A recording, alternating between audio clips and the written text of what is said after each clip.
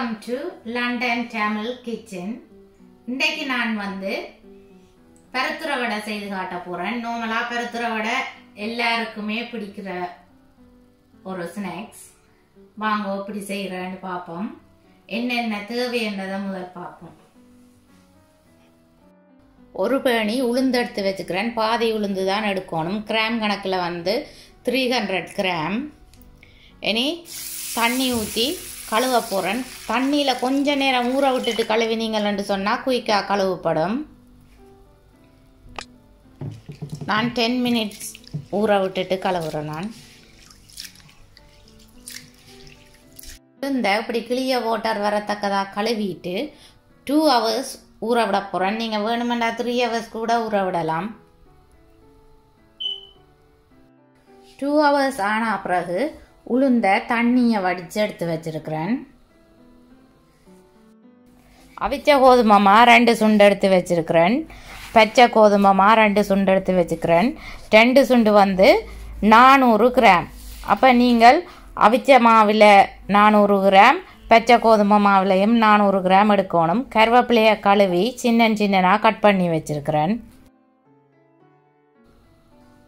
3 table spoon அருவல் அரைச்ச மிளகாய் எடுத்து வச்சிருக்கிறேன். 4 டேபிள் ஸ்பூன் பெருஞ்சீரகம், 1.5 டேபிள் ஸ்பூன் உப்பு எடுத்து வச்சுக்கிறேன், தூள் உப்பு, 1 டேபிள் ஸ்பூன் தனி மிளகாய்த்தூள், 2 டேபிள் ஸ்பூன் ஆயில். இது நான் மாவுக்கு விட்டு குழைக்கிறதுக்கு.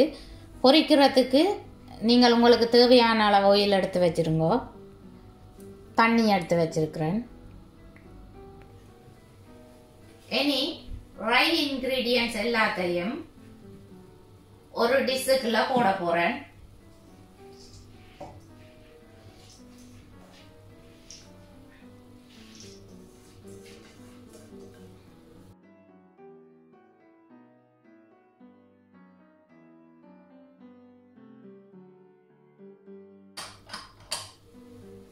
எல்லாத்தையும் போட்டுட்டேன்.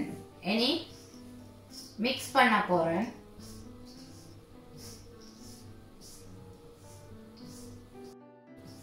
நல்லா மிக்ஸ் பண்ணணும். அப்பதான் உப்பு நல்லா சேரும்.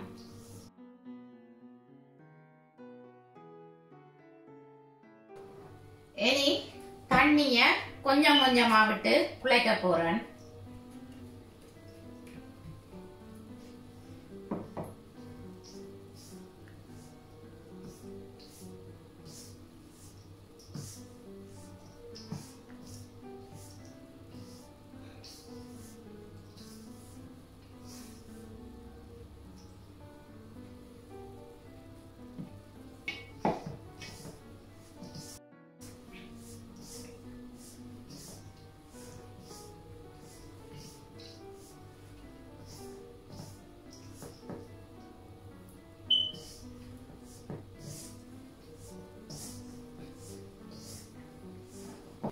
எனக்கு 420 மில்லிலிட்டர் தண்ணி இந்த மா குழைக்கிறதுக்கு காணுமா இருந்தது.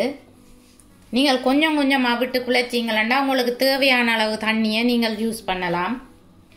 இனி ஆயில் விட்டு குழைச்சி விட போகிறேன். ஆயில் விட்டு குழைச்சா மா காயாது, அதோட கையிலையும் ஒட்டாது. இனி மாவை சின்ன உருண்டையா உருட்டி எடுக்க போறேன்.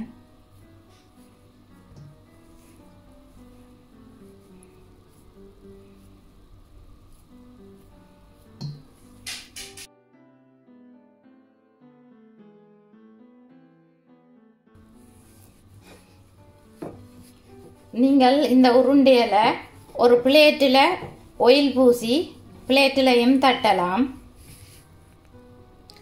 கிரீஸ் ப்ரூஃப் பேப்பர்லையும் இந்த உருண்டையில தட்டி எடுக்கலாம். அப்படி இல்லைன்னு சொல்லி சொன்னால் உங்கள்கிட்ட ரொட்டி மேக்கர் இருந்ததுண்டா அது இன்னும் குயிக்காக இருக்கும், ஈஸியாகவும் இருக்கும்.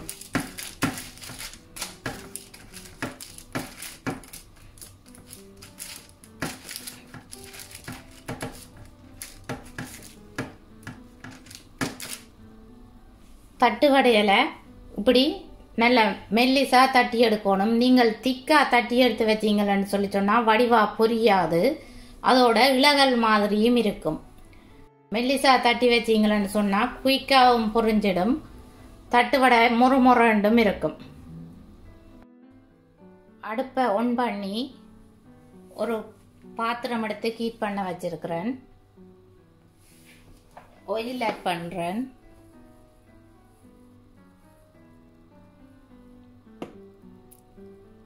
ஆயில் நல்லா சூடான பிறகுதான் இனி இந்த தட்டு வடையில போட்டு பொரிக்க போகிறேன்.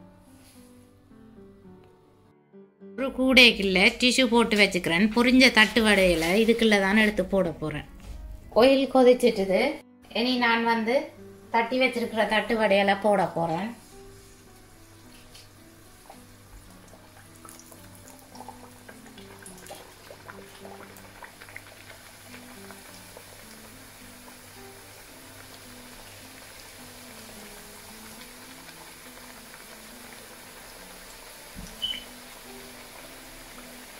கொஞ்ச நேரம் பொரிய விட்டா பிறகுதான் மற்ற சைட்டுக்கு திருப்பி விடணும். இனி மற்ற சைட்டுக்கு திருப்பி விட போறேன்.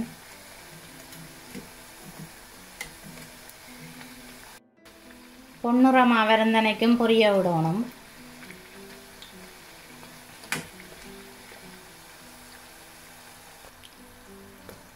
இப்ப பொன்னிறமா வந்துட்டுது.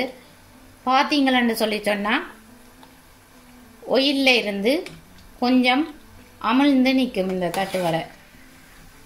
இனி இறக்க போறேன். இந்த மாதிரியே தட்டி வச்சிருக்கிற மிச்ச தட்டு வடைகளையும் பொரிச்செடுங்கோ.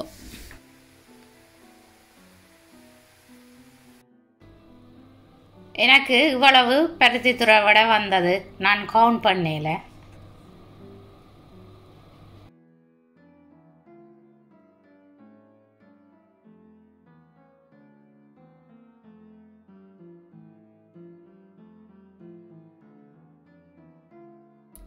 நீங்களும் இந்த பருத்தித்துறை வடை ரெசிபியை ட்ரை பண்ணி பாருங்க. நான் இந்த ரெசிபியை உங்களுக்கு ரெக்கமெண்ட் பண்றதுக்கு ஒரு காரணம் இருக்குது. அது என்னன்னு சொல்லிட்டேன்னா, ஒரு ஃப்ரெண்ட்ஸ் இந்த வீட்டை வேற ஃப்ரெண்ட்ஸ் ஆக்கள் சேர்ந்து பலகாரம் சுட போனாங்க. அப்ப ஒரு ஃப்ரெண்ட் சொன்னா தான் தனிய பச்சை கோதுமமா தான் போடுறேன் நான். இன்னொரு ஃப்ரெண்ட் சொன்னா தான் காப் அவிச்ச கோதுமமாவும் காப் பச்சை கோதுமமாவும் போடுறாண்டு. அப்ப ஃப்ரெண்ட்ஸ் எல்லாரும் சேர்ந்து டிசைட் பண்ணினா ஓகே, ஊற விட்ட உளுந்த காஃபா கொடுப்போம். அவ ரெண்டு பேரும் அவ சொன்ன மாதிரி குழைச்சி திரட்டும். நாங்கள் இதுல வர்றத பொறுத்து டிசைட் பண்ணுவோம் எது கூட டேஸ்டா இருக்குமென்று சொல்லி. சரியண்டு அப்படி செய்ததில்ல. எல்லாருக்கும் பிடிச்ச ரெசிபியா இருந்தது காப் பச்சை கோதுமமா போட்டதும் காப் அவிச்ச கோதுமமா போட்ட அந்த ரெசிபி தான் எல்லாருக்கும் பிடிச்சது. அதால தான் நான் இந்த ரெசிபியை உங்களுக்கு ரெக்கமெண்ட் பண்றேன். நீங்கள் ட்ரை பண்ணி பார்த்துட்டு எப்படி வந்தேன்னு சொல்லி எனக்கு கமெண்ட் போடுங்க.